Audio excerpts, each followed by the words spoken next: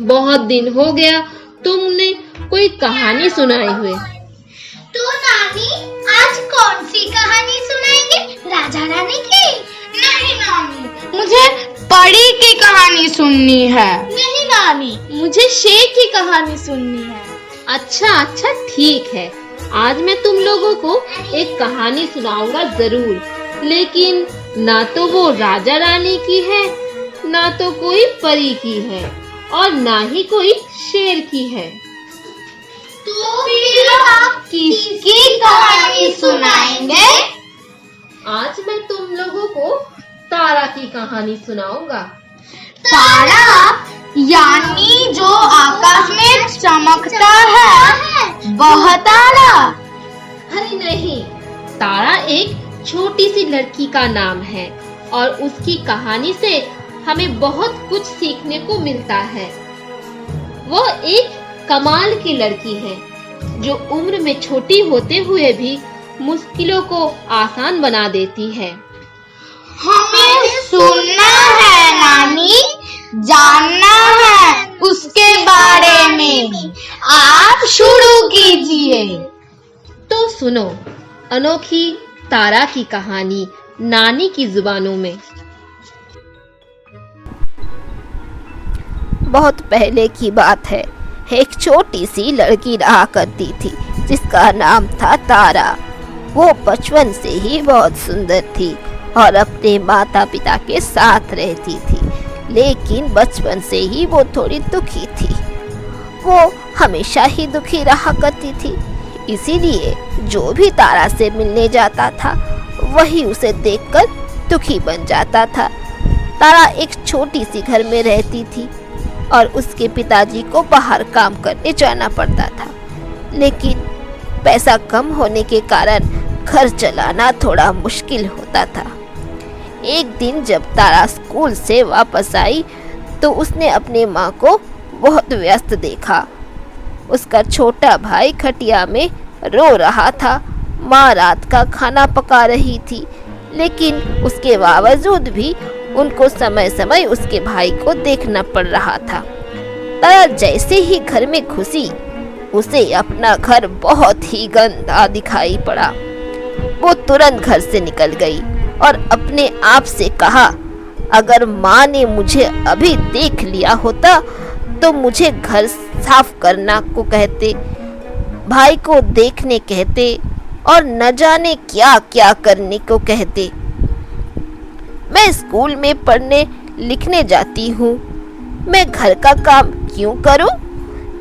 ये सोचकर कुछ ही दूर पर अवस्थित एक आम के बागीचे में तारा चली गई और एक छांव भरी पेड़ के नीचे बैठ गई। ठीक तभी एक बुलबुल पक्षी उसके सिर के ऊपर एक टहनी पर आकर बैठ गई और कहा कि छोटी बच्ची, आप यहाँ अकेले क्यों बैठे हो? मैं सोच रही थी कि मैं कितनी अभागी हूँ। मेरे पापा पैसों के कमी के कारण मेरे लिए अच्छे महंगे चीजें नहीं खरीद पाते हैं। मेरी मम्मी मुझसे घर का सारा काम करवाती है। भाई को गोद में लेना, झाड़ू देना, बर्तन साफ करना, खाना पकाना, कपड़े धोना, मुझे ये सब करना पसंद नहीं है और मैं ये सब क्यों करूंगी? मैं तो स्कूल जाती हूँ। ये देखो, मेरे स्कूल के किताब में एक सुंदर राजकुमारी का चित्र है।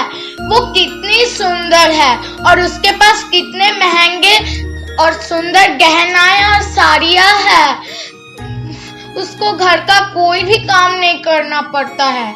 मैं क्या कभी ऐसा बन पाऊंगी? नानी, आपने तो कहा कि तारा की कहानी अनोखी है, उससे हमें कुछ सीखने को मिलेगा।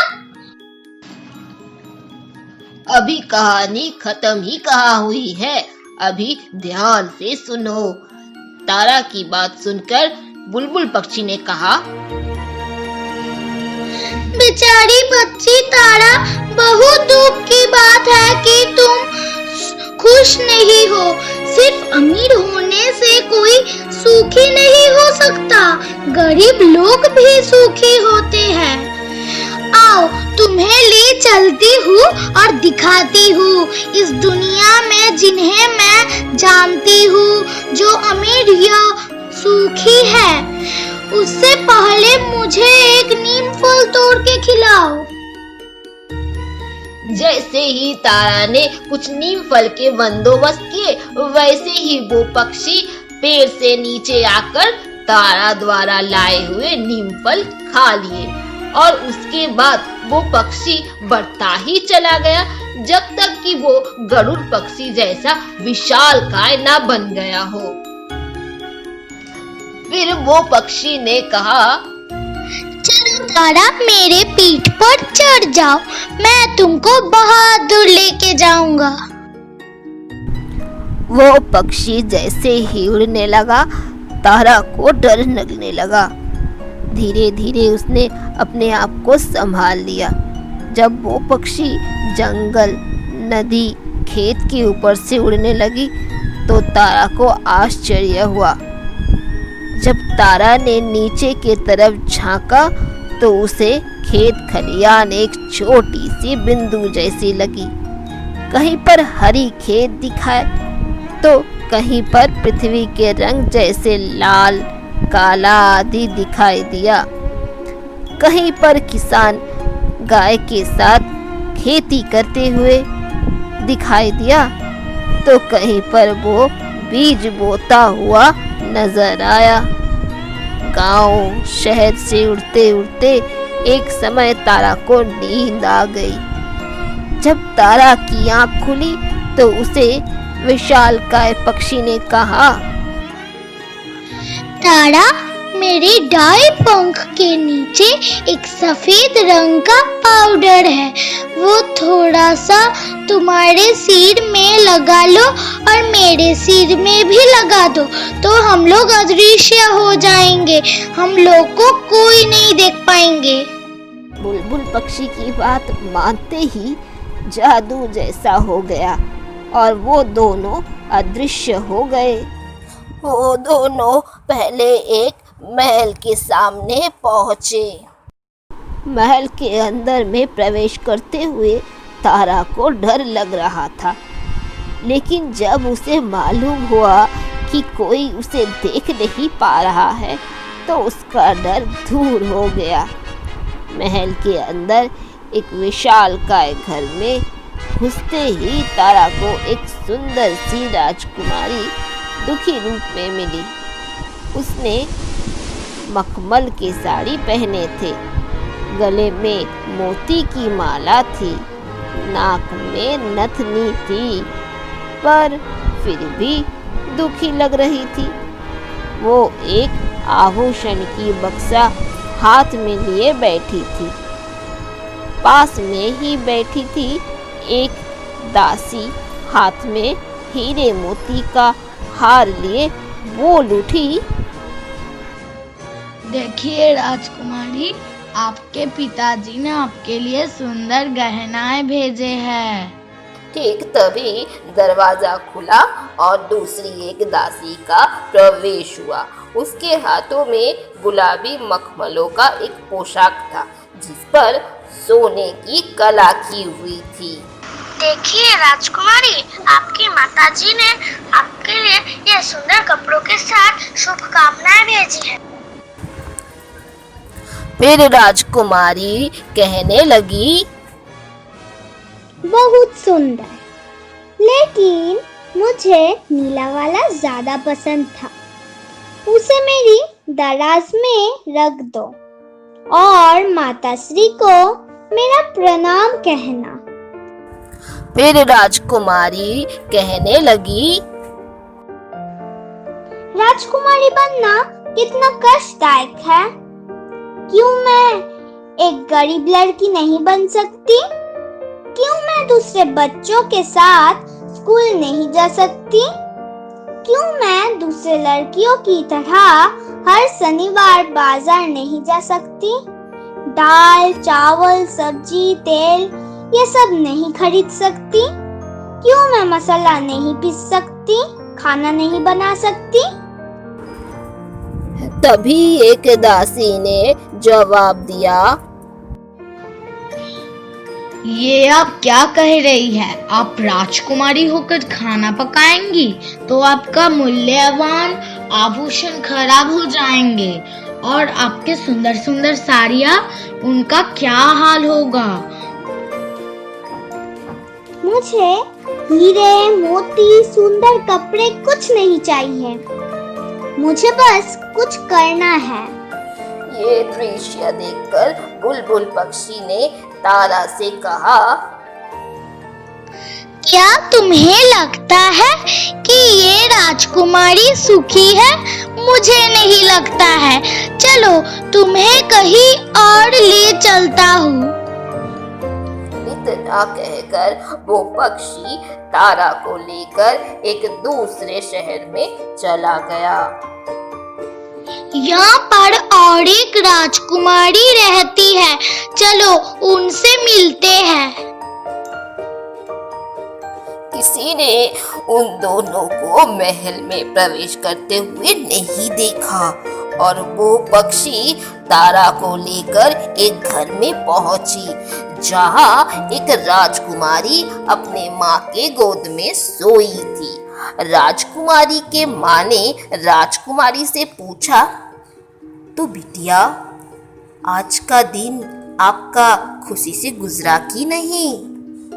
हाँ माँ, सुबह मैंने पढ़ाई की और दूसरे देशों के बारे में एक किताब पढ़ी।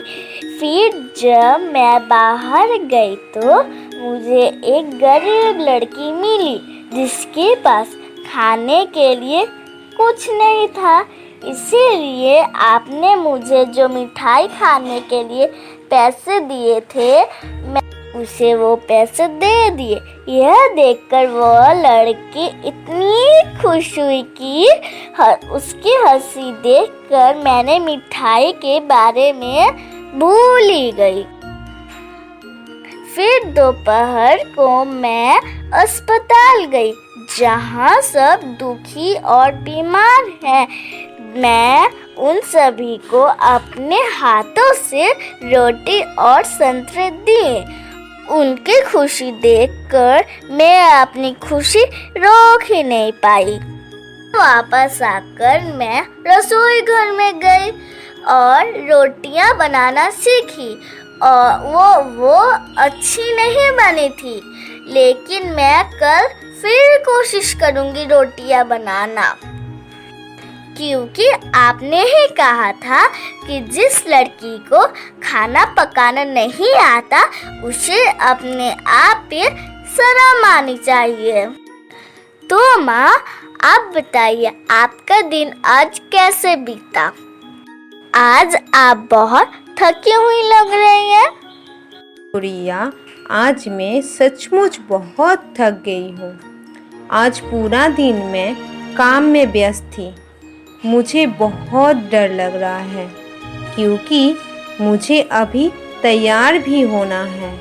रात में एक राजा और एक रानी हमारे घर पधार रहे हैं। आज लगता है सोने से पहले ही मैं और भी थक जाऊंगी। तभी बुलबुल पक्षी ने तारा से कहा,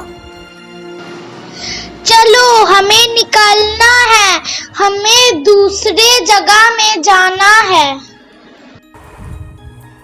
तारा ने पक्षी के गले में हाथ डालकर कहा, मुझे ये राजकुमारी और रानी बहुत अच्छी लगी। मुझे पता नहीं था कि एक राजकुमारी और रानी इतना कुछ कर सकती है। तुम्हें धीरे धीरे नए नए चीजों का आभास हो रहा है कि नहीं? अभी मैं तुम्हें एक अलग रानी से मिलाऊंगी। ये कहकर वो पक्षी उड़ के शहर के बाहर एक छोटी सी घर के सामने उतरी। घर में प्रवेश करते हुए एक अलग सा अनुभव हुआ। ऐसा लगा कि स्वागत की सारी तैयारियां पूर्ण रूप से तैयार हैं, लेकिन उस घर में रहने वाले लोग बहुत गरीब थे। एक महिला एक बच्ची के साथ खटिया पे सोई हुई थी और तारा की उम्र की एक लड़की खाना पकाने में व्यस्त थी। तांबे की बर्तन सोने जैसे चमक रही थी। एक लकड़ी से जो आग निकल रही थी वो धीमी रूप से पूरे घर को प्रकाशित कर रही थी। रानी, रानी, आप कहाँ हो? मैं यहाँ हूँ पिताजी। घर में सब कुछ ठीक है। माँ और भाई दोनों सो रहे हैं। आज मेरा दिन बहुत अच्छा बीता। आपने सोचा भी नहीं होंगे कि मैं इतनी अच्छी तरह से घर साफ रख पाऊंगी। आज मैं पूरा दिन बहुत व्यस्त थी।